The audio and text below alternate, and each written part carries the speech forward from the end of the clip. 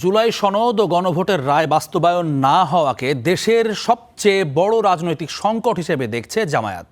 আর এই সংকটের জন্য সরকারকে দায়ী করেছেন দলটির সেক্রেটারি জেনারেল মিয়া গোলাম পরওয়ার। সোমবার দুপুরে পত্রিকা সম্পাদকদের সঙ্গে বৈঠকে এই কথা বলেন তিনি। প্রথমবারের মতো পত্রিকা সম্পাদকদের সাথে বৈঠকে বসে জামাত ইসলামী। বিরোধী দলীয় নেতার সরকারি বাসভবনে প্রায় 2 ঘণ্টাব্যাপী চলে এই বৈঠক, যেখানে অংশ নেন দেশের প্রথম সারির পত্রিকা সম্পাদকরা। আলোচনা শেষে গণমাধ্যমের সাথে কথা বলেন দলের সেক্রেটারি জেনারেল মিয়া গোলাম পরওয়ার।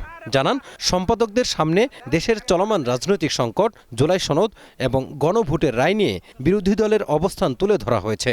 প্রচলিত প্রথাগত বিরোধী দলের রাজনীতিতে যে ব্যাড প্র্যাকটিসের একটা পুরনো খারাপ ঐতিহ্য যে ছিল, সেটা ভেঙে আমরা যে দেশের স্থিতিশীলতা, রাজনীতি, গণতন্ত্রের উত্তরণে আমরা যে ভালো কাজে সরকারকে সাহায্য করব, সকল মন্দ জনস্বার্থ বিরোধী কাজে আমরা প্রতিবাদ করব, এই পলিসির উপরে জামাত আছে।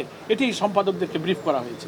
এদিকে অতীতের মতো সহিংসতার রাজনীতি না করে গণতান্ত্রিক উপায়ে নিজেদের দাবি আদায়ে বৈঠকে বিরোধী দলকে পরামর্শ দেন সম্পাদকরা।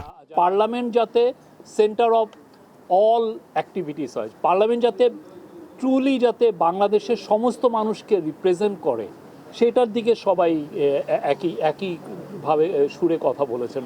গণতন্ত্রকে টেকসই করতে হলে পার্লামেন্টের ভেতরে থাকতে হবে, সরকারকে নির্বাচনের মাধ্যমে পরিবর্তনের ধারার মধ্যে থাকতে হবে, এবং যাতে ফ্যাসিবাদ এবং বিরোধী দলীয় নৈরাজ্য কোনোটাই ফিরে না আসে।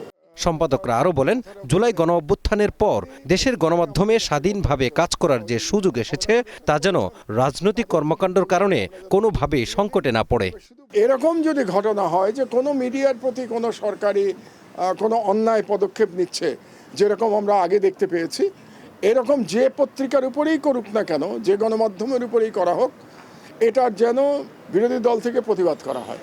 এজন্য গণমাধ্যমের স্বাধীনতা ও পেশাগত নিরাপত্তা নিশ্চিতের বিষয়টিও বিরোধী দলের নেতার কাছে তুলে ধরেন তারা। Mazharul Islam, star news, Dhaka.